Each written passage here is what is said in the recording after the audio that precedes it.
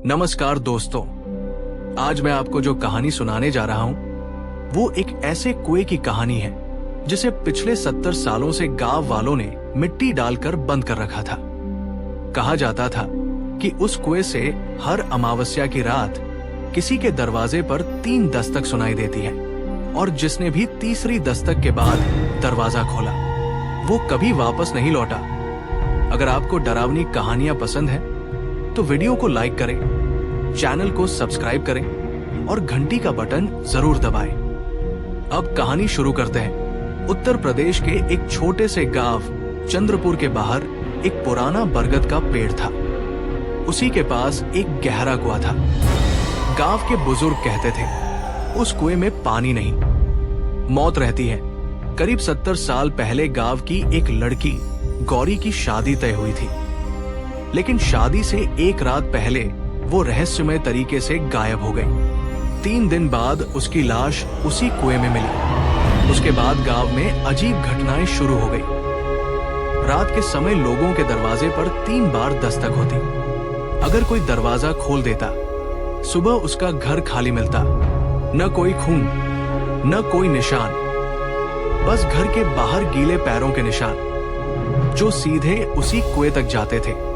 डरकर गांव वालों ने कुएं को मिट्टी और पत्थरों से भरकर बंद कर दिया और धीरे धीरे लोग इस घटना को भूल गए। साल 2026 दिल्ली का एक यूट्यूबर आरव भूतिया जगहों की वीडियो बनाता था। एक दिन उसे किसी अनजान नंबर से मैसेज मिला, अगर असली भूत देखना है तो चंद्रपुर के बंद कुएं पर अमावस्या की रात आना। आरव को लगा कोई मजाक कर रहा है, लेकिन व्यूज की लालच में उसने जाने का फैसला कर लिया। उसके साथ उसका कैमरामैन राहुल भी था। दोनों शाम होते होते गांव पहुंच गए। गांव वालों ने उन्हें देखते ही कहा, बेटा रात होने से पहले यहां से चले जाओ। लेकिन आरव हंसते हुए बोला, हम भूत पकड़ने आए हैं, भागने नहीं। रात के 11 बजे दोनों कैमरा लेकर बरगद के पास पहुंचे। जहां कभी कुआं था वहां अब सिर्फ मिट्टी का एक गोल टीला दिखाई देता था।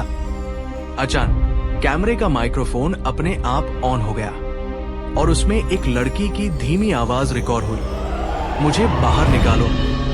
दोनों ने चारों तरफ देखा, लेकिन वहां कोई नहीं था। रात ठीक 12 बजे मिट्टी अपने आप हिलने लगी। ऐसा लग रहा था जैसे नीचे से कोई बाहर निकलने की कोशिश कर रहा हो। राहुल डर गया, आरव चल यहां से। लेकिन तभी ठक ठक ठक 3 दस्तक सुनाई दी। आवाज कुएं से नहीं, उनके पीछे खड़े पुराने खंडहर वाले घर से आ रही थी। दोनों धीरे धीरे उस घर की तरफ बढ़े। दरवाजा बंद था। फिर वही ठक ठक ठक। आरव ने कैमरा दरवाजे की तरफ किया और जैसे ही उसने हैंडल पकड़ा, अंदर से किसी औरत की आवाज आई, मत खोलना, वो मेरे पीछे खड़ी है। दोनों के शरीर में सिहरन दौड़ गई। अचानक कैमरे की स्क्रीन अपने आप बंद हो गई। जब दोबारा चालू हुई तो स्क्रीन पर दोनों नहीं, बल्कि उनके पीछे एक सफेद साड़ी वाली औरत खड़ी दिखाई दे रही थी। दोनों ने पलट कर देखा, लेकिन पीछे कोई नहीं था। स्क्रीन में फिर वही औरत, सफेद आंखें, उल्टे पैर और चेहरे पर भयानक मुस्कान, धीरे धीरे कैमरे की तरफ बढ़ रही थी। राहुल घबराकर भागने लगा, लेकिन कुछ ही कदम बाद वो गायब हो गया, जैसे धरती ने उसे निगल लिया हो। आरव अकेला रह गया। उसे दूर से राहुल की आवाज सुनाई दी, आरव बचा ले। वो आवाज का पीछा करते हुए बरगद के पीछे पहुंचा। वहां एक छोटा गड्ढा था और उसी में राहुल का कैमरा पड़ा था, लेकिन राहुल कहीं नहीं था। अचानक गड्ढे के अंदर से एक हाथ बाहर निकला।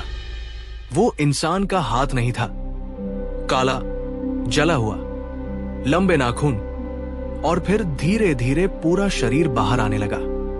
वही गौरी जिसकी मौत 70 साल पहले हुई थी। उसकी गर्दन टेढ़ी थी, चेहरा आधा सड़ा हुआ, आंखों से काला पानी बह रहा था। वो मुस्कुराई और बोली, तुमने मुझे जगा दिया। आरव भागने लगा, लेकिन जितना वह दौड़ता उतना ही फिर उसी कुएं के पास पहुंच जाता।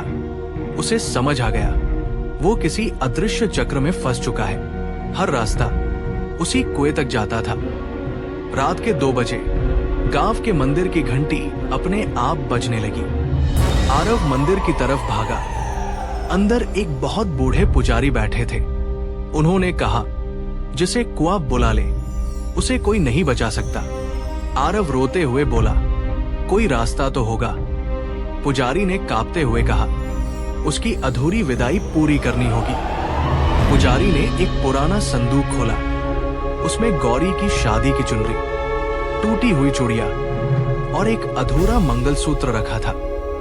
उन्होंने कहा, उसकी शादी कभी नहीं हुई, इसीलिए उसकी आत्मा भटक रही है। सुबह होने में सिर्फ 1 घंटा बाकी था।